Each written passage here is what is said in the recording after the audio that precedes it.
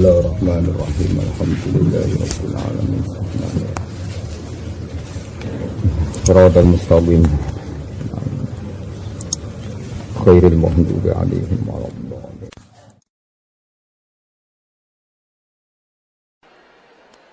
Assalamualaikum warahmatullahi wabarakatuh. Bismillahirrahmanirrahim. Tabarakalladzi nazzala al-furqana ala 'abdihi liyakuna lil 'alamin nadhira. Allahumma shalli wa sallim ala sayyidina Maulana Muhammadin wa ala alihi washabihi asma'in amma ba'du. Yang sangat saya hormati Rektor Tribakti Kiai Haji Abdul Kafabi, semua keluarga Lirboyo, semua yang hadir yang saya hormati. Ini tadi saya diajari doa maksa Tuhan. Saya punya sanad yang mungkin lebih keren. Jadi ada seorang Arabi berdoa di Raudhah. Ya Allah, jika engkau jadikan orang soleh, maka yang senang adalah kekasihmu.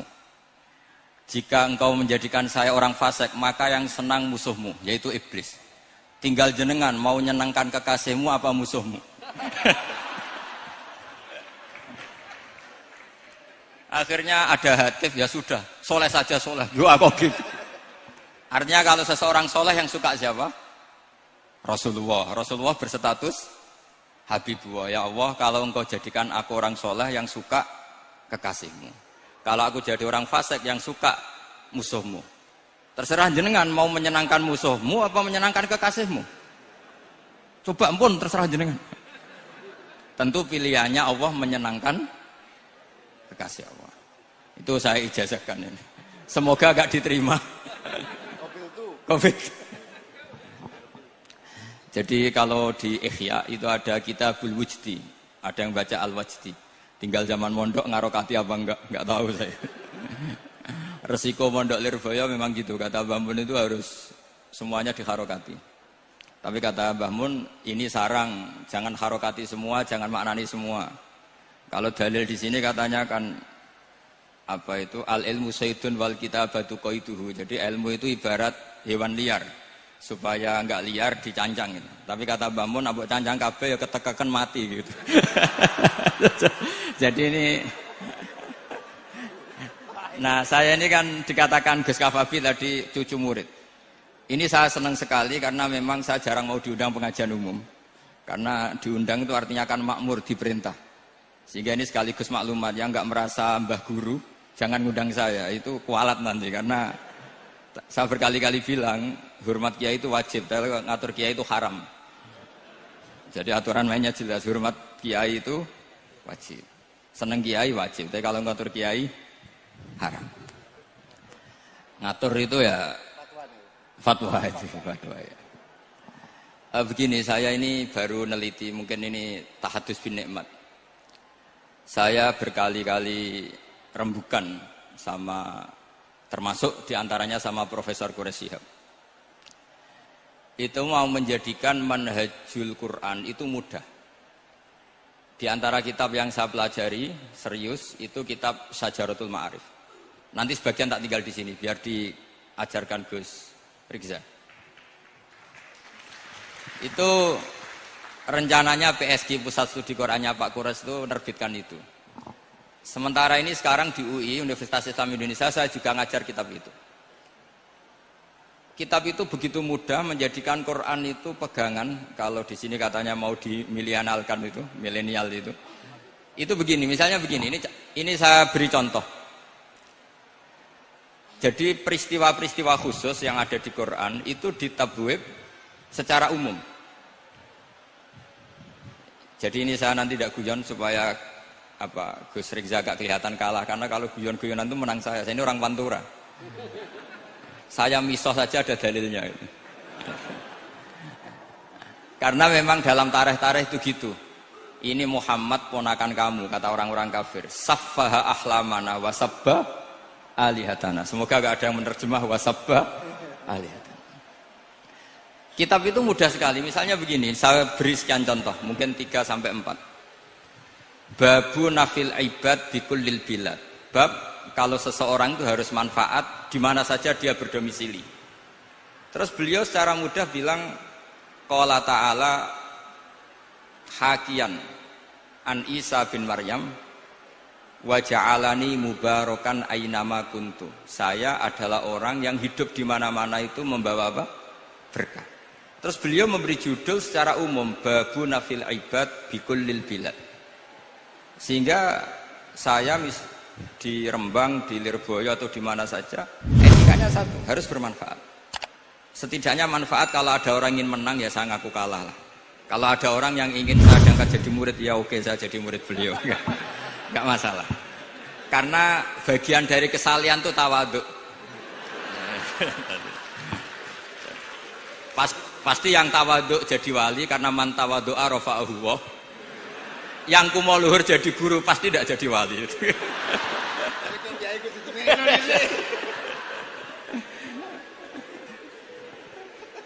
Terus ada bab yang sesuai dalam konteks Indonesia. Itu juga dibabkan umum, babu saddid dzara'i. Bab menutup pintu potensi-potensi yang enggak baik. Terus beliau mengutip qala ta'ala wala tasubbul ladzina yad'una min dunillahi fayasubbullaha adwam bighairi ilm. Jadi dulu para sahabat saking semangatnya berislam, itu saking semangatnya itu sering bilang jancuk Lata, jancuk Uzza. Jadi ini tidak jauh-jauh dari misah karena memang sudah dicap cangkem elek tadi. Terus mereka tanya, lalu kalau Tuhan saya jancuk, bahayanya jancuk juga Tuhan kamu. Akhirnya Allah bilang gini, Muhammad, umatmu kandhane aja misoi brolo, kurbane aku. Makanya terusannya ayat fayasubbuha adwam bi khairi ilm. Dan itu oleh Syekh Izzuddin bin Abdissalam yang dikenal sebagai Sultanul Aulia itu dibabkan mudah sekali. Babu saddid dzara'i. Jadi kalau kamu ingin Allah tidak dipisahi, Islam tidak disakiti, kamu jangan menyakiti agama lain. Itu bagian dari mencintai Islam. Jangan kira kita hormat sama agama lain karena ikrar, tidak, itu bagian dari mencintai Islam. Terus mengutip sekian hadis, la yasubbur rajulu abahu. Sebagian riwayat la yal'anur rajulu abahu. Ada yang baca layal ani, terserah lah. Kalau nahia layal an sapa rajulu, terserah itu. Apa khobar bimanal amri, apa bacanya layal an itu bisa dipasul masail nanti itu. Jangan sampai seseorang tuh misoi bapaknya. Kata para sahabat, wa kaifa yasubbur rajul abahu. Bagaimana mungkin seseorang misoi bapaknya sendiri? Terus kata Rasulullah, yasubbu abar rajuli fayasubbu abah. Wa yasubbu ummar rajuli fayasubbu ummah. Dia misoi bapaknya orang lain kemudian dibalas bapaknya dipisah. Ini penting saya utarakan. Jadi mudah sekali. Terus dibabkan di bab umum itu babu saddid dzara'i. Sehingga peristiwa yang khususiyah ini menjadi bisa ditarik kesimpulan secara umum dan Quran maupun hadis mengawal kita ila yaumil kiamah. Karena kita tidak kehilangan stok untuk memaknai Quran dan hadis dengan cara yang diajarkan Syekh Izzuddin bin Abdissalam yang kita kenal, beliau termasuk Sultanul Ulama. Contoh ketiga ini yang paling penting dan itu saya sering utarakan. Beliau bikin judul la yutrakul haqqu li ajlil batil. Kebenaran tidak boleh ditinggalkan hanya karena banyak kebatilan. Uniknya apa? Beliau pakai dalil, saya yakin seorang dokter Riza pun nggak terlintas kalau itu ada. Meskipun bikin rumus istihad tadi yang nggak ada kembarannya tadi. Karena ulama yang waras ya nggak ingin ngembari rumus seperti itu. Memang nggak perlu dikembarin, apalagi dosen-dosen tribakti itu nggak suka. Ini padune ra kuat gaji kan gitu. Itu kan dalih ya, dalih supaya ngirit ya. Wes mulang gak arep-arep gaji barokah gitu. Itu mesti kong kali kong sama bendara ya. Karo yayasan itu. Itu ada judul la yutrakul haqqu li ajlil batil. Itu uniknya beliau hanya dalil inna sofa wal marwata min sya'airillah faman hajjal baita wa atamara fala junaha alaihi ayyat tawafa bihima. Sofa dan Marwah itu hakikatnya adalah min sya'airillah, termasuk syiar-syiarnya Allah. Maka siapa yang haji maupun umroh enggak apa-apa. Allah dalam bahasakan itu enggak apa-apa, fala junah enggak apa-apa, terus saja tawaf di situ. memang dalam bahasa Quran tidak bahasa sa'i tapi pakai bahasa tawaf, ayat tawaf hakim. Kata Sayyiduddin bin Abdissalam, di sofa ini ada Isaf, nama berhala, di Marwah ada Nailah, juga nama berhala. Yang orang-orang jahiliyah dulu ini menyembah dua berhala ini. Karena ada berhala mereka merasa risih kalau ibadah ritual tauhid di situ. Tapi kata Allah, teruskan saja kamu tawaf di situ atau sa'i. Artinya apa? Kebenaran tetap diperintahkan meskipun ada kebatilan. Jadi gampang sekali. Terus beliau bikin judul la yutrakul haqqu li ajlil batil. Barang hak itu tidak boleh ditinggalkan karena barang batil. Saya di mana-mana kalau boleh dikatakan fatwa. Kalau ada orang mati karena narkoba atau karena mendem atau karena koplo atau karena oplosan, itu kita sebagai kiai datang saja. Tapi tidak harus kiai yang top-top kayak Gus Rizal, salah satu kiai datang. Karena sekali kita tidak datang, mereka akan menciptakan tradisi baru dalam penguburan. Kiai ratekong, soleh-soleh ratekong, dipendem ala mereka. Didekno ambek diminumi arak. Sehingga kita datang ini karena apa? Sebetulnya demi melaksanakan syariat Islam, memperlakukan janazatu muslim. Kita kelola secara Islam. Meskipun mangkel, kita mangkel, wong mati kok oplosan. Mati-mati pas sujud kan keren. Atau mati karena gaji terlambat kan keren. Ini mati kok. Atau mati karena miskin telat apa? Gaji kan keren, tirakat lah qanaah. Nah. Betul, ini mas-mas kalau yang mencintai bapak ada kesampaian, syahid cinta itu juga syahid. Asal tidak pernah lihat, tidak pernah SMS. Ngempet tok itu kalau mati itu syahid. Tapi syaratnya nggak ngelihat, nggak nge-SMS, nggak WA. Pokoknya seperti itu. Nah, ini penting saya utarakan. Saya pernah diundang salah satu acara akad nikah. Itu yang undang itu nanggap ketoprak. Gus nanti ada ketoprak di rumah saya, tapi jangan nggak usah lihat itu. Tapi jam 9 ngakatkan anak saya. Ya saya datang. Pas itu memang nggak ada udzur saya datang. Itu sudah ada biduannya banyak di situ.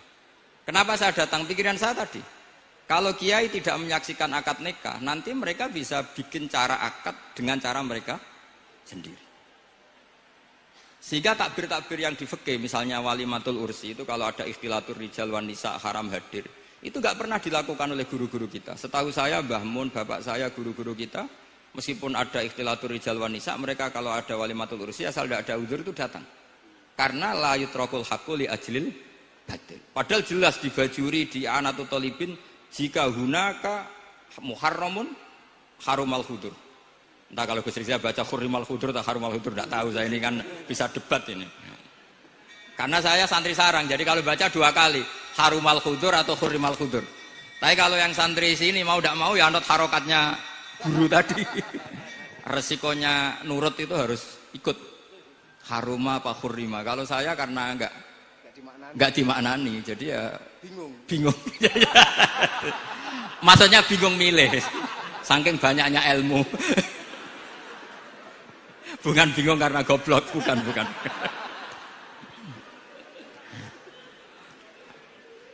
Ini penting saya utarakan. Jadi judul itu penting sekali. La yutrakul haqqu li ajlil batil.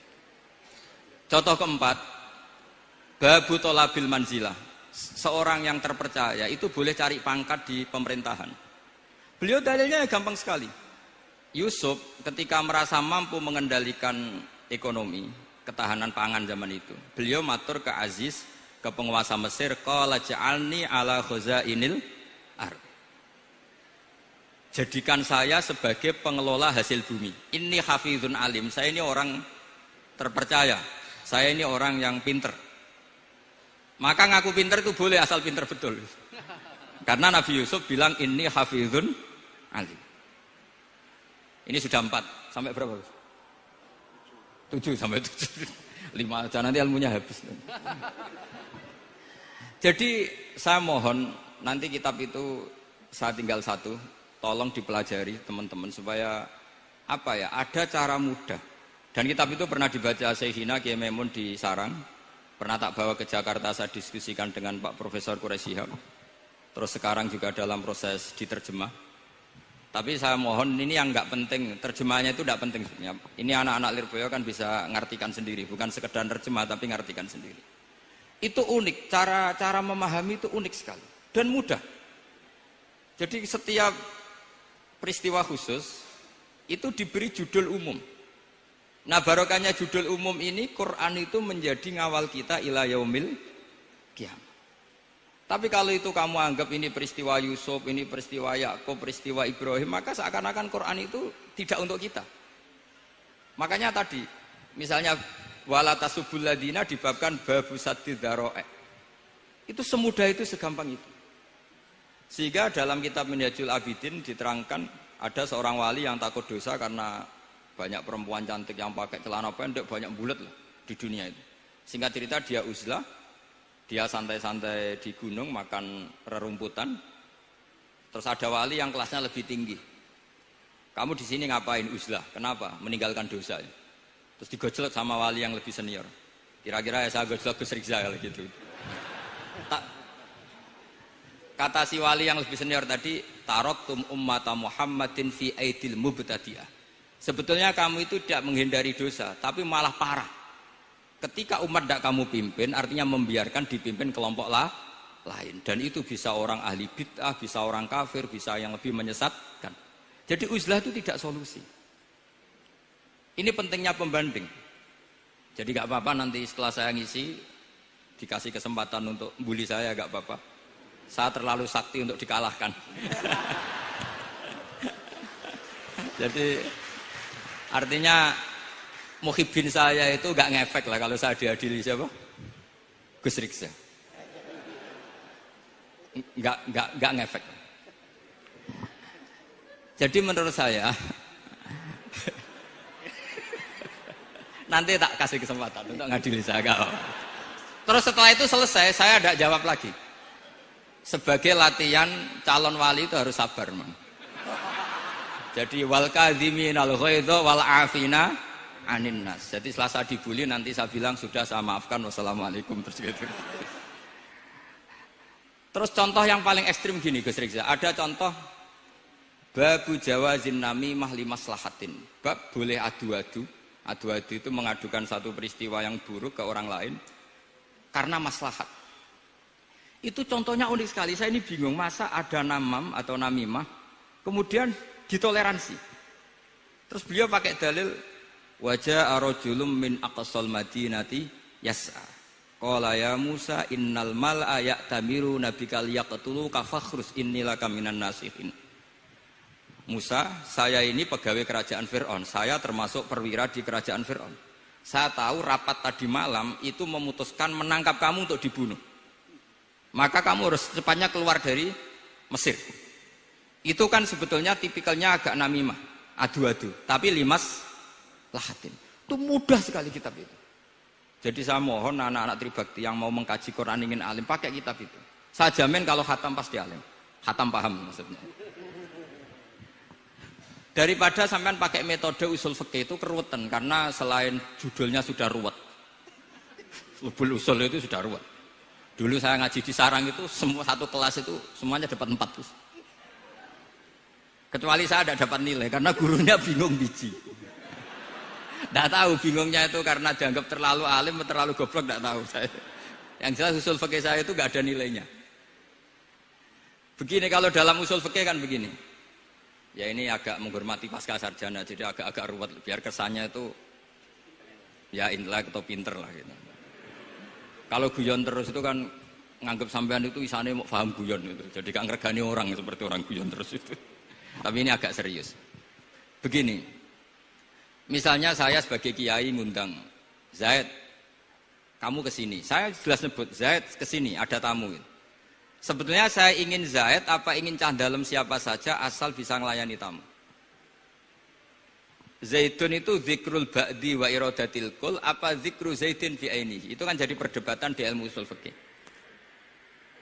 Ketika Zaid gak ada, terus di situ ada pelayan yang bernama Bakar Umar gak datang, pasti kayaknya marah. Cek sombong ya santriku, tak udang ra ono sing moro. Terus misalnya anak-anak bilang, Pak Yai Anda kan tadi manggil Zaid, gak manggil kita. Cek gobloke maksudku ono sing nyuguhi teh. Ora kudu Zaid, Bakar Umar yo kena. Bocah kok goblok kan mesti gitu. Artinya gini, menyebut aktor dalam Quran atau hadis itu yuradu syakhsun bi'ainihi, apa itu bagian dari zikrul ba'di wa iradatil.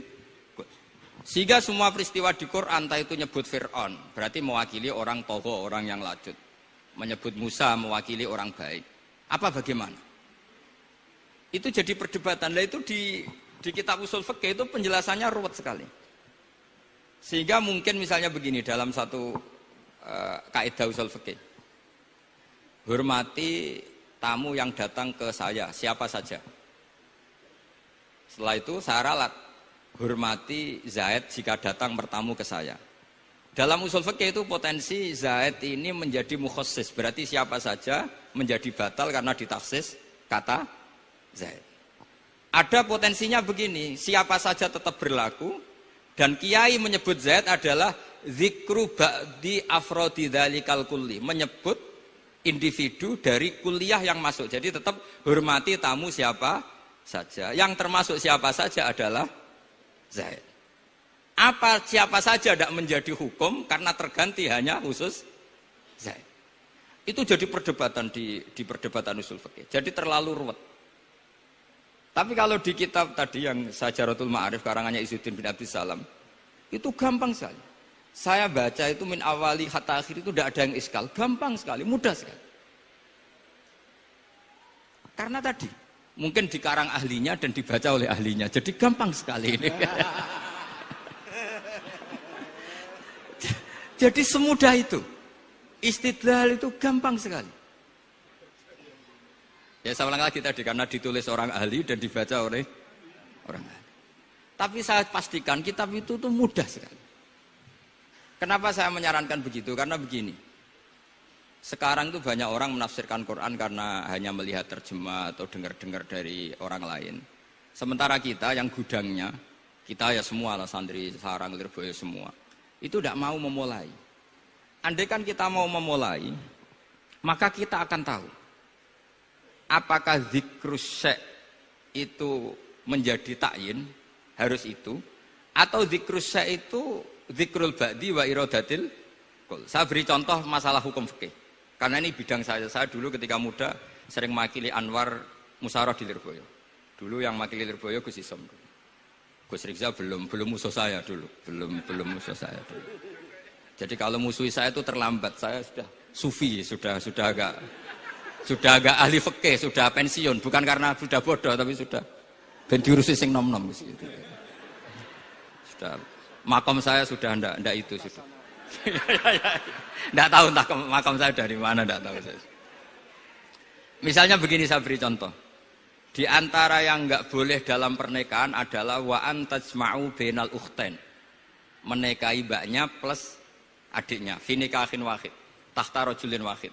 Jadi nggak boleh mempoligami mbak bersama adiknya. Kalau kita percaya zahirun nas, maka yang haram hanyalah wayoh atau berpoligami mbak dan adik. Dan itu bahaya kalau Anda memahami seperti itu. Zaman Rasulullah Sugeng ngendikan ditambahi satu tok sama Nabi. Wala benal mar'ati wa ammatiha wala benal mar'ati wa kholatiha. Itu kalau orang Jawa kan satu, karena bulik dan bude. Orang Jawa itu sama, dari bapak ya bulik, dari ibu juga bulik. Tapi kalau orang Arab bilang min jihatil ab disebut ammah, min jihatil dikatakan kholah. Nabi zaman Sugeng itu hanya nambah itu tok. Juga agak boleh menikahi ponaan plus buliknya atau menikahi buliknya plus ponaannya. Kemudian oleh ulama fikih ditambahi satu kaidah. Dua perempuan yang kalau saja laufurido itu kalau saja diandekan yang satu lelaki tidak boleh nikah, maka orang ini tidak boleh dijamu dikumpulkan tahta rajulin wahid. Berarti memasukkan siapa saja? Mbah dan cucunya, perempuan dan buliknya, perempuan dan saudaranya. Nah, artinya gini, andekan yang disebut Quran itu menjadi itu saja hukumnya, maka yang haram poligami hanya mengumpulkan mbak dan adiknya, karena Quran hanya bilang wa antajma'u bainal ukhtain. Tapi tentu itu kebodohan. Mesti gak tahu ngaji usul fikih. Kitab yang pantangannya orang banyak, ya pantangannya gurunya bareng. Jadi itu bukan pantangan muridnya saja, ya pantangan gurunya bareng. Akhirnya apa? Itu kita analisis bahwa ini mimbabi dzikril ba'di wa iradatil kul.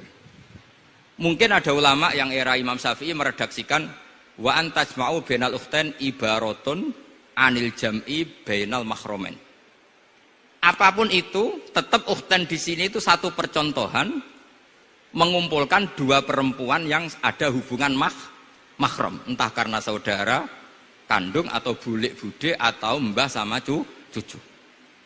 Lalu pertanyaannya, kenapa Quran tidak menyebutkan mbah dan cucu? Kebayang nggak misalnya Gus Rikza nikah orang perempuan cantik umur 25 plus mbahnya umur 70 tahun? Nggak mau membayangkan. Katanya tidak mau membayangkan. Artinya gini, orang waras itu tidak akan melakukan seperti itu, maka nggak perlu dilarang. Tapi nak rabi bae sesuai gedon, jebule ayu adi itu banyak. Terus dongano bae mati itu banyak itu. Sehingga yang potensi bahaya itu wa antas mau penal ukhten. Karena yang potensi nakal itu ya itu tadi. Ron ambake luwe ayu rabi adike, semoga kalau sedang keluarga orang lain ceraikanlah. Dungane maksa. Dungane maksa niku wae.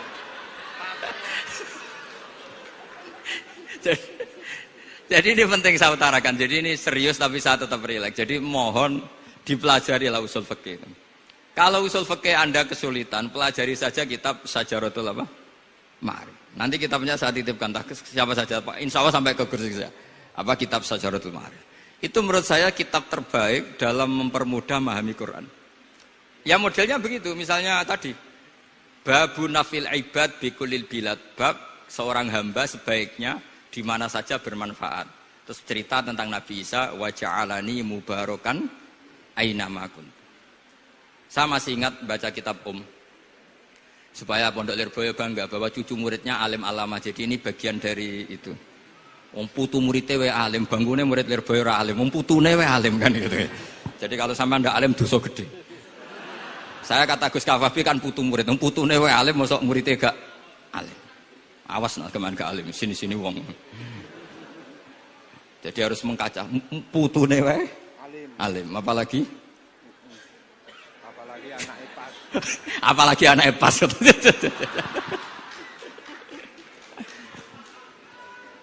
Jadi tadi sampai mana guys? Lupa ya. Sampai adik ayu. Adik ayu. Mbake sing ayu. Ditungakno tadi. Ya ditungane bentang mati adike oleh mbake. Tapi adike mati Gus. Saya teruskan lagi ya. Jadi kalau saya masih ingat baca kitab karangannya Imam Syafi'i dalam tema yang mirip ini. Ketika beliau ditanya, boleh ndak seorang lelaki uzubah tidak nikah? Waqat qala Rasulullah sallallahu alaihi wasallam an nikah sunnati faman rohiba an sunnati falaysa minni. Itu kata Imam Syafi'i. Ya kalau dia tidak nikah karena benci sunnah Rasulullah itu buruk, tapi kalau karena takdir dia tidak suka nikah atau enggak payu rabi ya enggak apa-apa kan? Terus Imam Syafi'i ditanya, apa dalilnya? Jawabnya Imam Syafi'i itu rileks sekali. Inna wa ta'ala dzakara abdan sholihan wa wasofa bi annahu hasur. Terus beliau baca ayat wasayyidaw wa hasura wa nabiyyam minas sholihin. Allah itu menyebut sekian hambanya yang soleh. Dan di antara hambanya yang soleh itu berstatus hasur, orang yang tidak nikah. Artinya tidak nikah itu bukan mengganggu kesalehan. Maka uzubah itu halal. Semudah itu dulu orang memahami Quran. Kok sekarang jadi sulit itu salah gurunya apa salah muridnya? Jadi ini cobalah di apa ya, saya memang ingin supaya Pondok Lirboyo itu mudah sekali paham Quran. Saya ini termasuk heran ya, kenapa saya yang ngomong tafsir itu menurut saya biasa saja sama. Tapi saya kata orang banyak itu sudah mufassir. Kenapa saya ngomong biasa saja? Karena ya tadi dengan perangkat-perangkat ilmu kayak usul fikih, kayak fikih sendiri, termasuk kitab Syajarut, memang memahami Quran itu gampang. Wong kafir saja bisa paham dulu. Umar ketika paham Quran itu belum mondok Lirboyo. Masih kafir. Enggak pernah jadi mustahik. Apalagi wakil rektor, enggak pernah. Tapi ketika adiknya Fatimah baca Quran, Toha ma anzalna alaikal Qur'ana litashqa illa tadhkirata limay, itu dia paham dan menjadi masuk Islam. Itu coba fahamnya itu sama ngajinya dulu mana? Dulu fahamnya, karena Quran itu muyassar, mudah. Pernah ada seorang ustadz yang mungkin kalau sekarang agak ekstrim lah. Sama ndak usah bilang cingkrang, ndak usah, pokoknya agak ekstrim ini. Kamu kok senengannya nuduh orang itu. Sampai saya kadang ketularan, saya ini orang baik, gak suka nuduh orang. Itu ada orang yang agak ekstrim itu, datang ke Harun ar-Rasyid. Ya Amirul Mukminin gitu. Inni nasihun laka famusaddidun alaika. Fala tajidanna alayya fi nafsika syai'an. Saya ini orang baik-baik, ingin nasihati jenengan, cuma saya agak kasar. Musaddid itu agak kasar. Dalam bahasa Arab musaddid siddah itu kasar. Kasar atau tegas, kasar lah. Dalam konteks ini maknanya kasar. Fala tajidanna alayya fi nafsika syai'an. Mohon jangan dimasukkan hati. Apa kata Harun Rasyid? Ngendikan itu mudah sekali dan itu sangat Qur'ani. Kata Harun ar-Rasyid, uskut ya ustad. Sebagian riwayat uskut ya jahil. Hei orang bodoh, kamu diam. Inna Allaha ta'ala ba'atha man huwa khairun minka ila man huwa syarrun minni. Wa ma'a dzalika qala ta'ala faqula lahu qawlan layyinan la'allahu yatadzakkaru aw yakhsha. Kamu diam hei ustad bodoh. Allah Ta'ala itu mengutus orang yang lebih baik ketimbang kamu, yaitu Nabi Musa, ke orang yang lebih buruk ketimbang saya, yaitu Fir'aun. Itu saja harus beretika. Faqula lahu qawlan layyinan. Kok kamu sama-sama muslim mau main kasar sama saya? Kitabnya mana? Kira-kira seperti itu. Akhirnya ustaz tadi, ternyata jenengan lebih alim, mboten sios. Semudah itu orang memahami Quran. Inna wa ta'ala qad ba'asa man huwa khairun minka ila man huwa syarrun minni. Fa inna wa ta'ala ba'asa Musa. Wa Musa tentu lebih mulia ketimbang ustaz ini. Ila man huwa syarrun minni. Saelek-elek Harun Rasyid itu jelek Fir'aun.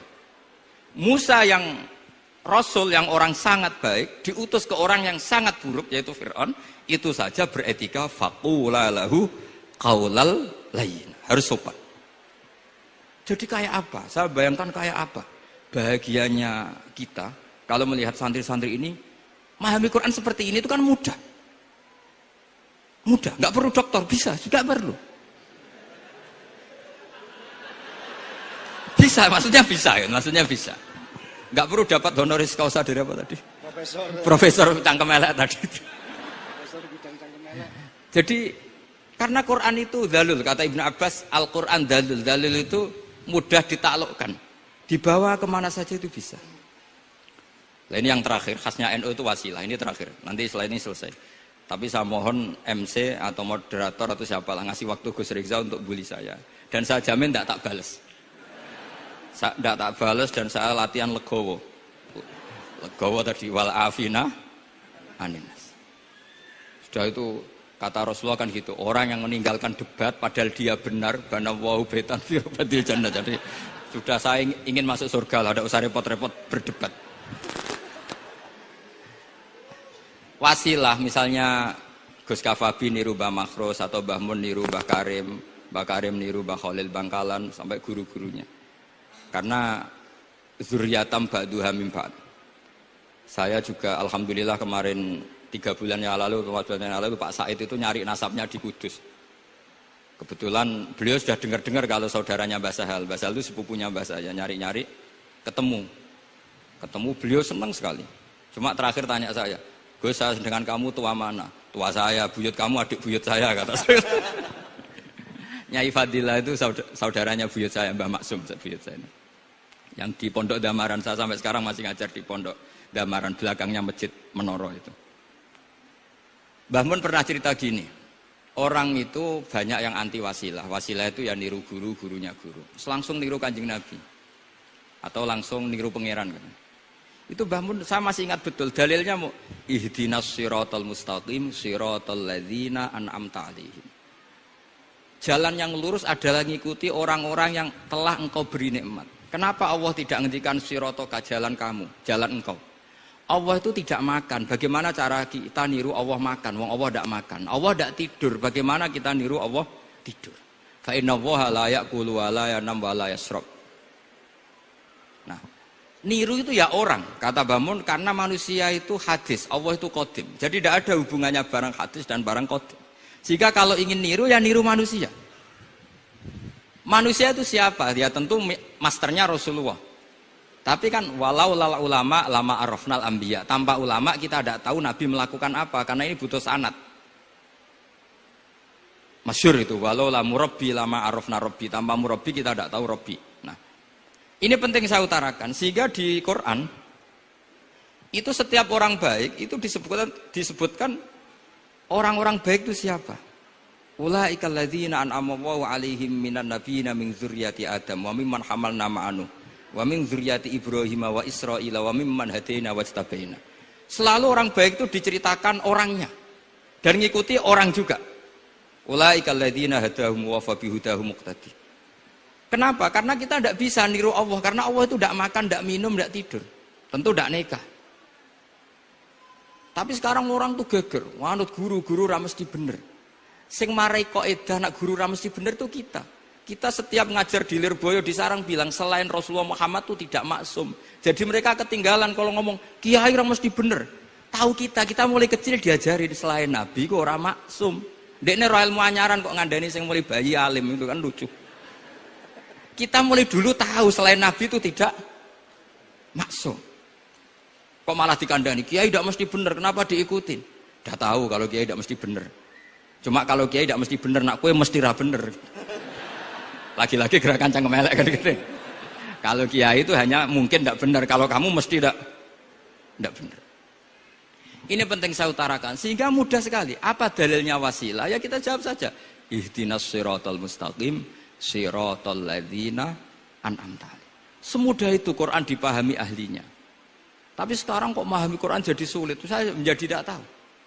Ya seperti tadi Izzuddin bin Adi Salam itu banyak dalil la yutrakul haqqu li ajlil batil. Itu contohnya itu hanya innas sofa wal marwata min sya'airillah. Ketika sofa dan marwah belum steril dari berhala-berhala itu, ketika Ka'bah belum steril dari berhala-berhala itu, Nabi tetap tawaf di Ka'bah, tetap sa'i di sofa dan marwah. Kemudian itu disimpulkan la yutrakul haqqu li ajlil batil.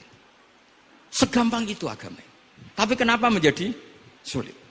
Jadi saya mohon sekali karena kitab itu sedang dikaji di BSG Pusat Studi Quran, juga dikaji di pondok saya. Dulu Syekhina Maimun pernah baca juga. Sekarang di UII yang ngajar saya. Jadi saya ingin, dan itu diajarkan ditulis lah oleh ulama sing ma'ruf, bahkan gelarnya Sultanul Ulama.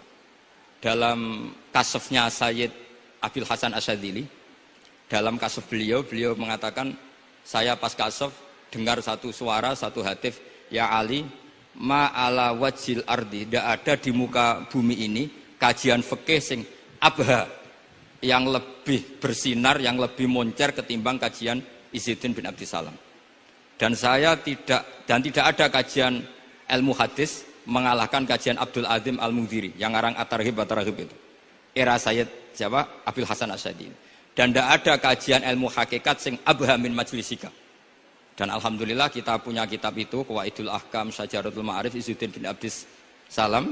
Juga kita punya kitab Abdul Azim Al-Mundhiri karena kita pakai At-Targhib At-Targhib itu mukhtasornya Muslim juga. Dan tentu kita juga punya Abul Hasan Asyadzili karena kita rata-rata ngaji hikam, kita tahu hikam adalah muridnya Abdul Abbas Al-Mursi dan beliau adalah muridnya Abul Hasan Asyadzili. Sehingga kita insya Allah ngalami dzurriyatam ba'duha min ba'd. Baik dzurriyah nasabiyah maupun dzurriyah sababiyah. Kayak saya tadi dikatakan Gus Kawabi, putu Lirboyo karena Mbah Mun ngaji di Lirboyo. Dan saya bangga karena bisa bully jenengan semua, nak putune wae alim apa meneh anake. Mun sepakat iki, nak putune wae alim apa meneh anake. Pun assalamualaikum warahmatullahi wabarakatuh.